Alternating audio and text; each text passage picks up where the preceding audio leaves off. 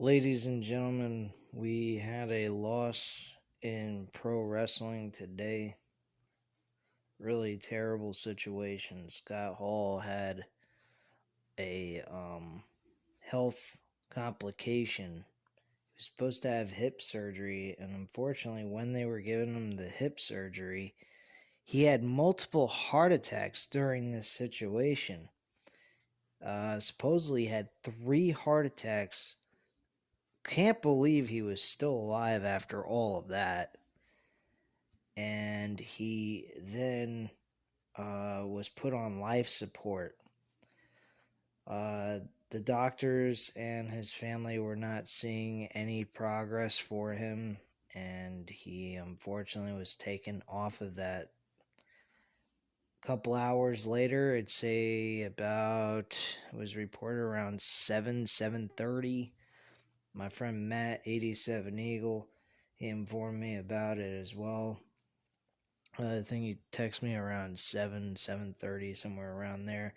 Just in the midst of watching All In from 2018, the beginning stages of AEW coming to having its birth. And unfortunately, Scott Hall passed away at around 7:30 today. I sincerely apologize to his family. I hope the man is in heaven, and I hope he turned his life around and turned it to God. And because he was an inspiration. Just to give you guys a short vid, and then I'll go right into the pay-per-view of the week, episode number 3 on All In. Like I stated I would for Pastor Cody. He was an inspiration of mine. I really liked him as Razor Ramon out of everybody else in the WWF New Generation from the early 90s to mid 90s. He had such a charisma to him. He was just he had a lot of, his character was unbelievable as Razor Ramon. Scott Hall, totally different story. He was more of the back end guy, the role player, the supporting player of the group. He never got a shot at really being mega.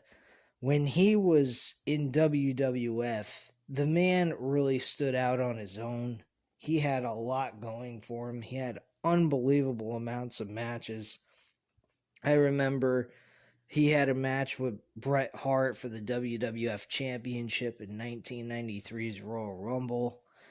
I remember he had 2 ladder matches with Shawn Michaels that were just unbelievable for the Intercontinental title that was just a mid-card championship, and they made that belt like as if it could have been in the main event of any event they were in together. We'll talk more about Scott Hall / Razor Ramon. I'm not doing any major intro, as you already noticed. Just going to get straight to the point. Pay-per-view of the week, episode number 3. Guys, this was actually a good one. All In. Pastor Cody requested this, so I gave it to him. If you guys want to leave any requests for future pay-per-view of the week episodes that you would like me to cover, please let me know. Again, the type of promotions I can cover: Ring of Honor, Impact Wrestling / TNA, WWE, WCW, ECW, AEW. If you guys want me to review any of the previous AEW events again, I mean, maybe something that where they first started, like the first year, sure, I can go ahead and do that. I have no problem doing that. But anything in 2000, 2021, and 2022 would be kind of silly. It's a little too early to do those. I'm talking about stuff that happened like at least 3-4 years ago, somewhere around there or more. That's the point of these pay-per-view of the week episodes. But yeah, this All In event was actually really good. This was really produced by Ring of Honor. They did have an all-star cast. A lot of the indie promotions all came together to do this show, with Cody investing the money to do this entire event in the Sears Center in Chicago, Illinois. They filled up 11,000 seats, managed to get 50,000 buy rates for this pay-per-view, which I checked out on Wikipedia. Unbelievable. I mean, 50 buy rates for a pay-per-view is pretty impressive for a company that nobody really is, it wasn't like WWE shit. It wasn't even AEW even. And they just managed to pull out 50,000 buy rates right out of the gate. The series of matches were actually pretty good too. I was not aware that this show was 4 hours long. Pastor Cody, you could have given me a heads up on that one, but no big deal, man. This was actually this was a long one, very hard to keep focused because of how long it was. It was almost 4 hours plus. Felt like I was watching an AEW pay-per-view here. Or WrestleMania or something.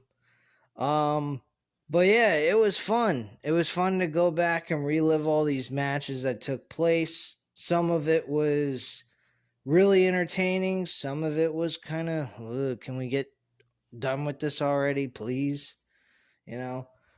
But overall, this was an excellent pay-per-view. I'm going to go over the matches with you guys and give you guys my star rating, 5 being the best, 1 being the worst. So here we go. First match was Matt Cross, a guy that's been in the wrestling business for 20 years. That was the backstory on this guy during this event.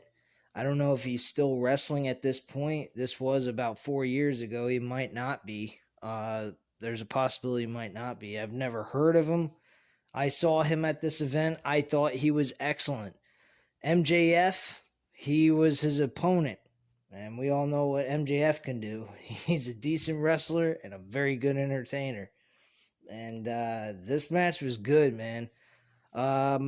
It's been a while since I saw the event, so I was a bit surprised who won the match. I thought MJF was the one who won this match, but it was Matt Cross who picked up the victory. The overall standings I'll give this is a 3 out of 5 stars, a very solid opener to this show. I mean, I'm not too familiar with Matt Cross even now, after 4 years of this event already taking place, and probably never will know who Matt Cross is. I'm pretty sure most of you don't know who Matt Cross is. So, yeah. Next match on the card was Stephen Amell facing Christopher Daniels in a one-on-one match. Stephen Amell is a former actor, Canadian actor they mentioned in this pay-per-view event. He actually starred on the show called Arrow. His very first match actually was in WWE. I think it was in SummerSlam of 2015. He had a match with Stardust. Go figure. The man who fucking had the pay-per-view, who started the pay-per-view and actually got it all put together, is the man he actually wrestled against at SummerSlam in 2015 when he was playing as fucking Stardust. Unbelievable. And he also was teaming with Neville, and I think Stardust was teaming with someone else. I forgot. They made it into like a comic book cinematic type of shit to build up this match. I thought that was really ridiculous. But this match was not portrayed that way, thank goodness. Stephen Amell actually did very well in this match with Christopher Daniels. I give them a slight edge over Matt Cross and MJF. Christopher Daniels wins the match with the best moonsault ever, I believe, and picks up the victory for the 1-2-3.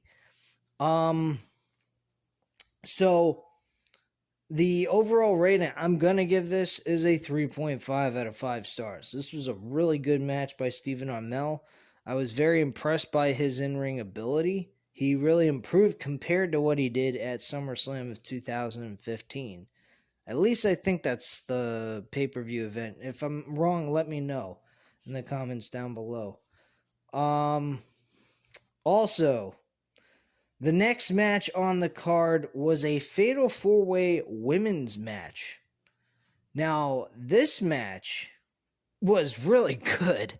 We had Tessa. This was an all-star class of women in this matchup, which was unbelievable.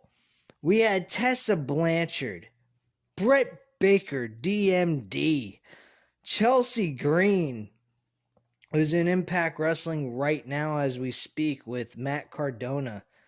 And fucking, and Madison Rayne, a veteran of Impact Wrestling and a multi-time winner of the Impact Knockouts Women's Championship. Man, these women really did a good job in this show. I remember when I first watched it, I was impressed. I was wanting Tessa Blanchard so badly to win. She did. She wins this match with a modified DDT, basically with the opponent's arm wrapped around their back and them plowing their head into the mat like you would normally do at a DDT. And she picks up the victory for the 1-2-3 over Chelsea Green. After the match was over, all four women congratulated each other. They gave each other a round of applause, shook each other's hands, gave each other a hug, and celebrated in the middle of the ring in front of the Chicago crowd. The overall action in this match was superb. I mean, probably one of the better women's matches I've seen in a while, outside of maybe a few matches that took place in WWE during the time that women's wrestling actually mattered until Ronda Rousey left. But yeah, this was really good action, very entertaining. Gotta give it a 4 out of 5 stars. Some people might say I'm kind of crazy for doing that, but I'm gonna say yeah, I think that is the right deserving score to give it.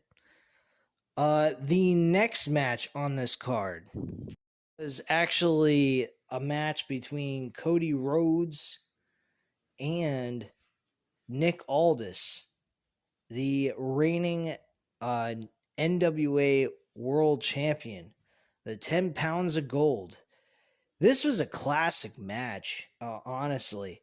The way they presented this match was superb. I mean, excellent stuff. I felt like as if I was going back through time in the 1980s or some shit. First off, they did an interview with Nick Aldis backstage. I forgot his name, damn it. I think it was Steve Connors or something like that. He came across very, very old school, very professional. I definitely would love to see him actually be a backstage interviewer for like AEW and get rid of fucking Alex Marvez, man. He is such a dork. I've never liked him from the day he stepped foot in a fucking commentary booth, man. He's been terrible from day one. But yeah, this guy Steven Connors, I believe that's his name. I apologize if I'm wrong about that. But I believe his name was Steve Connors. He's a really, really entertaining. He came across very entertaining to me, at least in this backstage segment with Nick Aldis. But yeah, I enjoyed his backstage interview. It felt like a very real sport-like atmosphere type of interview that they were doing. And the fucking, oh man, the actual promo video. I'm sorry, I'm getting kind of choked up here. I'm trying to figure out what the fuck to say. The promo video, though, was even cooler, man. I mean, they just fucking went all out for this. I don't understand why in the hell this was not the main event. The main event that took place at this event was actually a 6-man tag with Kota Oshida and the Young Bucks versus Bandino, Rey Fenix, and Rey Mysterio, which I'll get into that in just a few moments. But I'll tell you what, I think this match deserved to be in the freaking main event because this was a fucking excellent match. The only thing that I do have problems with is there was a moment in the match where he does a high flying maneuver, Cody, to Nick Aldis, and Nick Aldis hits him with a forearm to the head. Now he looks like he has a concussion. There's no blood coming out of his head, but the moment they pan the camera back to him after DDP's checking in on him to see if he's okay and he doesn't have a severe concussion, the camera pans back on him, and then all of a sudden he's bleeding. The man was laying there for at least a good 2 to 5 minutes. You'd think if he had a cut, he would have been bleeding the moment the camera looked at him when he got up. That was a serious botch there that they didn't need the blood to begin with. I think that was a little overkill. And the match continued, though. There was a lot of drama taking place. One spot, Nick Aldis did a elbow drop on Brandy Rhodes and Cody at the same time. He didn't intentionally try to do an elbow drop with Brandy there, but she jumped in the middle of the while he was in mid portion of the move, and he hit his wife, Cody's wife, and Nick Aldis was kind of shocked for a moment, like, why the hell did she do that? I wasn't trying to hurt her. I'm just trying to win a match, you know? Nick Aldis was very professional in this match. He didn't come across trying to do dirty tactics. Neither one of them really did. They just were back and forth trying to earn the right to be the NWA World Champion, which I think a lot of wrestling matches should be like that. Whether you're heel, face, whatever, when you're putting on a pay-per-view world championship type of match that you want to make it as classy as possible, that's the way you do it, man. You don't do it always with a fucking screw job finishes. And I don't care if you're a heel or a face. It doesn't really matter. I mean, in some cases, when it's a major event like a WrestleMania, I expect WrestleMania with the World Championships on the line that there shouldn't be a fucking screw job finish. I hope that they make this as clean as possible. It will help Roman Reigns in major proportions of him winning this match if they do it clean, because that's what he needs. He needs a clean victory over Brock Lesnar to finally end the whole thing with him and Brock Lesnar. No room for error, no room for them to have a rematch, nothing. It should just be over and done with. This is their last hurrah. This should be the last match we ever see these two ever wrestle ever again. This should be the finale, and hopefully it is. But anyway, getting back to the All-In pay-per-view. This match here, fuck, man. This is 100% absolute best match on the entire card, except for maybe 2 other matches that are rivaled up to it that I'll get into in just a moment. But yeah, I'm gonna give this a 4.5 out of 5 stars. Definitely. This was a really good match. Cody wins the title. He hit the crossroads, almost got the 3 count. Unfortunately, he didn't get it. He also was placed in a Texas cloverleaf by Nick Aldis, and he's scratching and he's clawing and he's bleeding and he's screaming in agonizing pain, and his wife's begging him, just don't worry about it, just give up, submit, you know. And he's looking at her like he doesn't want to, he can't do it, and she's pleading with him to just stop because she didn't want him to, God forbid, get even more injured than he already is.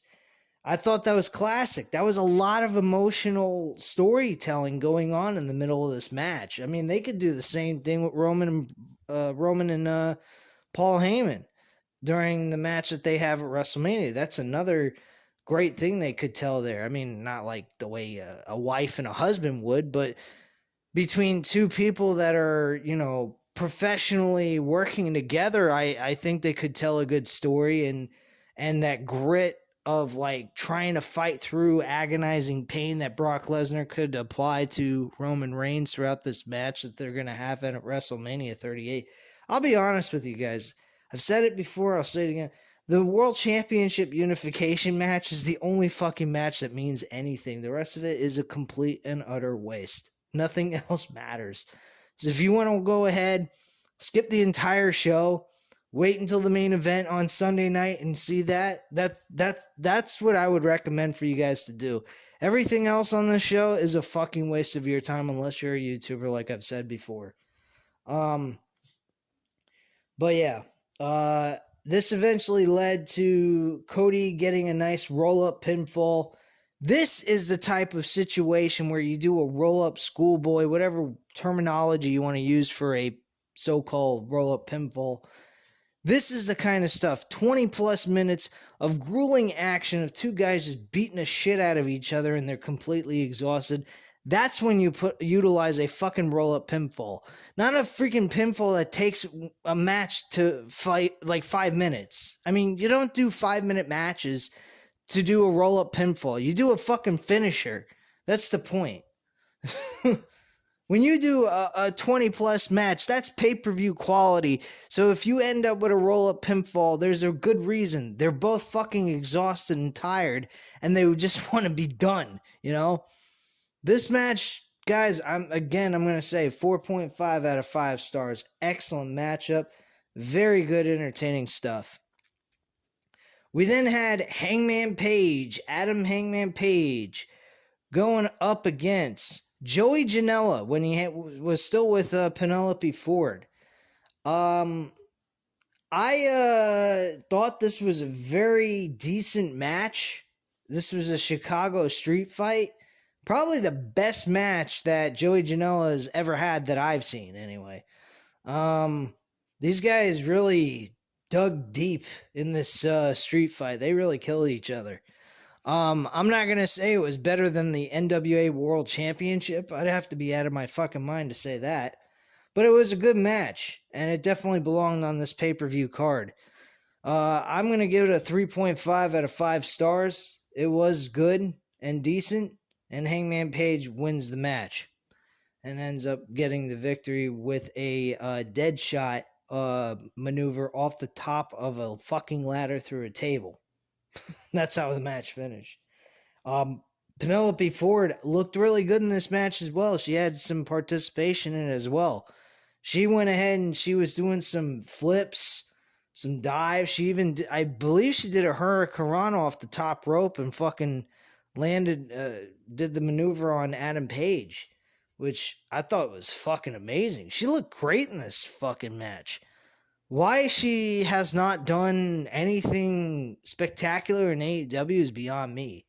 But she looked really good in this matchup itself. So I don't know what happened to her. I don't know what the heck she was. What's happened to her wrestling ability? She's scared of getting injured or something. I guess maybe that might be the case. She even took a super kick to the fucking face in this match. Pretty crazy and wild stuff. You guys have a Ring of Honor or have any way of accessing this pay-per-view, I'd recommend going back and watching and seeing it yourself. This was a good show. I mean, as long as you got 4 hours of time that you can kill. And I don't know if too many people have that kind of time or are willing to kill that kind of time like I do, but I'm doing this for a YouTube channel. But anyway, you can always skip through some of the matches that you don't want to watch either. I can't because I got to do this legitimately. Anyway, let's move on here. We then had the Ring of Honor World Heavyweight Championship match with Flip Gordon being the challenger, Jay Lethal being the champion going in. This was actually kind of bogus. I mean, the action itself was not bad, But I'll be honest with you, with the whole macho, I enjoyed the Macho Man thing, but there was too much nostalgia trying to be introduced into this match that it really kind of dragged it down a little bit. And it was a good match. I'm not shitting on it. Don't get me wrong. This was a decent match, but it wasn't something that was totally necessary to do. They could have just left it as is between two guys, but they were in Chicago. I guess they wanted to spice it up a bit, get a big crowd reaction, which they had Macho Man's, I believe Macho Man Randy Savage's brother there at this event. So that kind of really hyped it up a bit and people enjoyed it. So, I mean, I'm not going to shit all over it, but it kind of was a little weird because there was some portion of this match where he was going from Macho Man to Jay Lethal, and it was just kind of like weird to me anyway. But Jay Lethal ends up winning this match. This match was 3 out of 5 stars. It was a pretty solid, good matchup, despite some of the issues I had with it. Match was actually Kenny Omega versus Pentagon Jr. Actually, in this match, he went by Penta El Zero. He goes by a lot of different names. Penta something, Penta this, Penta that. I mean, the guy's always switching his fucking name. I liked Pentagon Jr. I think that was probably the best name he went by that I actually enjoyed. So, he's going by a different name, Penta El Black, I think, or some shit. I don't remember. I mean, this guy has changed his name about 3 or 4 times in his entire career that I've known of him. So, I mean, it's kind of crazy. But yeah, Kenny Omega and Pentagon Jr. This was fucking awesome. This was as close to the NWA World Championship match that you're gonna get. These two guys just fucking kicked ass. And Penta, he took a beating and kept on ticking, man. This guy was unbelievable. I couldn't believe what he put himself through for this match. But yeah, they both went back and forth like usual. Penta had a good amount of offense put into this match. And Kenny Omega pulls out the victory with the one-wing angel. He hit a series of V-triggers on Penta and still could not put him away. There was one spot that he hit a V-trigger and pinned him near the ropes, and his shoulders were not technically down.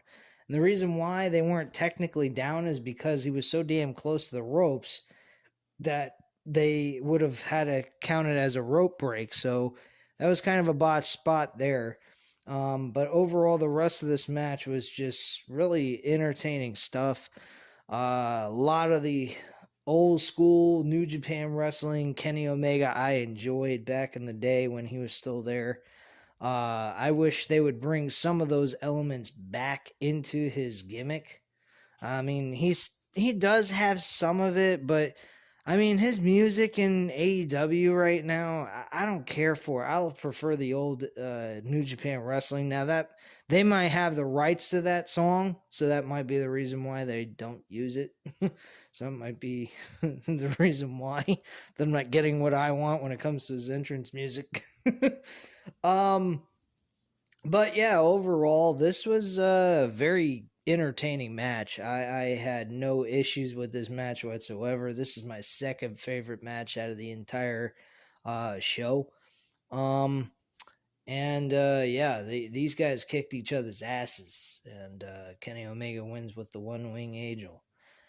And that's pretty much how that match ended. I'm giving this match a 4 out of 5 stars. I would give it a 4.5, but I did admit that the NWA World Championship match between Cody and Nick Aldis was the best, so I can't really give it that high of a rating. The next match after that was Kazuchika Okada. I can't pronounce his first name ever. I've never been able to pronounce his first name. I have no idea why. His last name's easy to pronounce, Okada. Okada went up against Marty Scurll. Marty Scurll, I gotta say, I've always enjoyed Marty Scurll. His gimmick was actually very entertaining. He played the villain. He had this little side faction called the Villain Club while he was still part of the Bullet Club, which I thought was very hilarious. They even made their own merchandise off of this gimmick too, which was kind of funny. While he was part of the Bullet Club, but they also had the Bucks Club, I believe. So everyone had their own version of the Bullet Club in the actual faction itself for their own merchandise, which I thought was kind of interesting. Um, but yeah, Okada manages to pull off this victory. This match was way too long for what it was. 26 fucking minutes. It was the co-main event practically, and it went 26 minutes. I'm like, oh, please. Would you please get to the main event? I'm getting burnt out here. Not that I hate your wrestling, but damn, I'm getting fucking burnt out from all this shit, you know? So I'm just sitting there going, kind of dazing out. I'm not really paying all that much attention. The match didn't really intrigue me all that much. It pretty much it was a solid match. I mean, it wasn't terrible. I'm not gonna say that. Getting tongue tied here. None of the matches on this card was bad at all. There's nothing you can really say that was downright fucking terrible. I mean, you'd have to be out of your damn mind to say that, but this match was just way too long for the type of match it was. I mean, if you wanted to give Penta and Kenny Omega a match length like that, that would have been fine, with it being like the third to last match on the card. And besides, those two guys really were killing it in that match anyway to begin with. The fans were really going nuts over that match. But hey, you know what? You know how I am. I just didn't really care for this at all because of the length and how long the show has been going. So I was like, come on, get to the point here and get to the end. I want to do the review and relax for the rest of the night, you know? So I got to admit, I probably didn't give it the best. I didn't give it the best of attention, to be quite frank with you guys. But it was kind of long for what it was anyway. But I'll give it a 3.5 out of 5 stars, to be honest. But it was too long for a co-main event, especially a show being 3+ hours, almost 4 hours long. It was 3 hours and 50 minutes.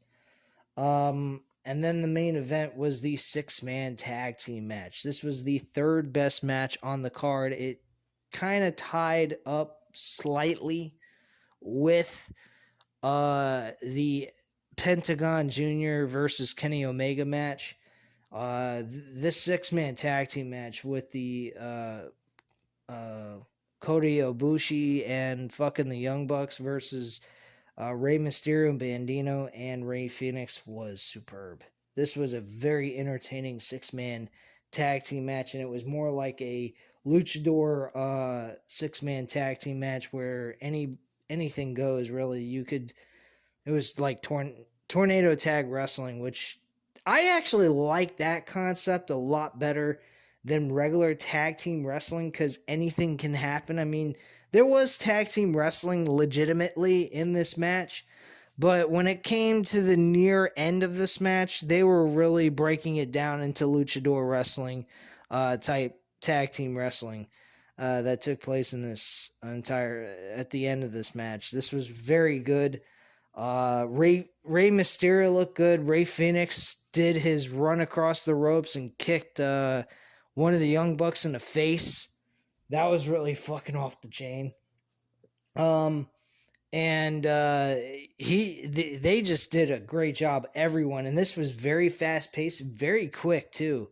Very short main event, actually. Like I said, I think the co-main event with Marty Scurll and Okada was a little too long, and this deserved a little bit more attention. Just my own personal opinion. This was a 4 out of 5 stars.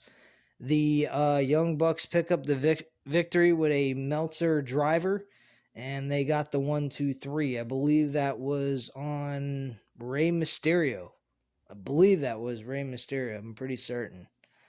Yeah, it was Rey Mysterio because he actually was near the end of this match in the middle of the ring. Everyone else was kind of out. So yeah, he took the pinfall and the loss for his team. And the Young Bucks and Kota Ibushi pick up the victory here for the 1-2-3 in the middle of the ring. Again, this is a 4 out of 5 stars. So that is your overall review for All In 2018 from the Ring of Honor promotion. At this time, then, you know what to do. It is late for me. I'm going to head to bed, relax a little bit before I close my eyes and go to sleep and restart this whole entire work week all over again and start on Tuesday for another load of 8 hours of fun. Good old work. What a load of shit. I wish this was my job, legitimately.